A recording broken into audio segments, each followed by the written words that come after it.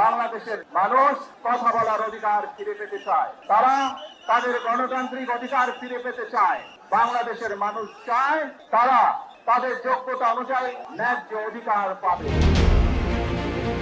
দীর্ঘ 17 বছরের নির্বাসিত জীবনের অবসান ঘটিয়ে স্বদেশে প্রত্যাবর্তন করেছেন বিএনপির ভারপ্রাপ্ত চেয়ারম্যান তারেক রহমান। বৃহস্পতিবার তার এই ঐতিহাসিক প্রত্যাবর্তনকে কেন্দ্র করে দেশের রাজনৈতিক অঙ্গনে তৈরি হয়েছে উত্তেজনা।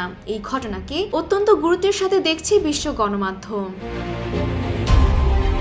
বিবিসি তাদের প্রতিবেদনে উল্লেখ করে, বাংলাদেশের পরবর্তী প্রধানমন্ত্রী হওয়ার লক্ষ্যে সবচেয়ে এগিয়ে থাকা নেতা তারেক রহমান প্রায় 2 দশক পর দেশে ফিরেছেন। আগামী 12 ফেব্রুয়ারি আসন্ন জাতীয় নির্বাচনে বিএনপি জয়ী হলে তার দেশের হাল ধরার সম্ভাবনা বেশি। অন্যদিকে সংবাদ সংস্থা রয়টার্স জানায়, তার এই প্রত্যাবর্তন দলের নেতাকর্মীদের মাঝে নতুন প্রাণের সঞ্চার করেছে।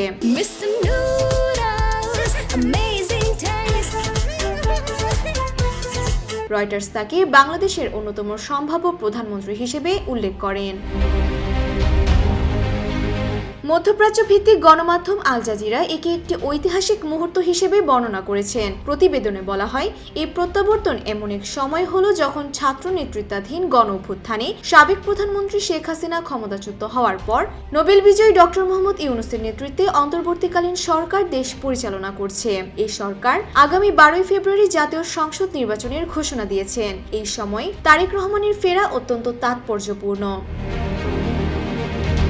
গতকাল ঢাকার শাহজালাল আন্তর্জাতিক বিমানবন্দরে তারেক রহমানকে স্বাগত জানাতে নামে মানুষের ঢল। বিমানবন্দর থেকে সংবর্ধনা স্থল পর্যন্ত সড়কের দুই পাশে লাখো নেতাকর্মী ব্যানার, ফেস্টুন ও দলীয় পতাকা নিয়ে অবস্থান নেন। কড়া নিরাপত্তার মধ্য দিয়ে দলের শীর্ষ নেতারা তাকে অভ্যর্থনা জানান। 60 বছর বয়সী এই নেতা 2008 সাল থেকে লন্ডনে অবস্থান করছিলেন। সকলের মতে, নির্বাচনের ঠিক আগে তার এই উপস্থিতি ভোটের মাঠে বিএনপির অবস্থানকে আরও শক্তিশালী করবে। ডেস্ক রিপোর্ট, জয় জয় দিন।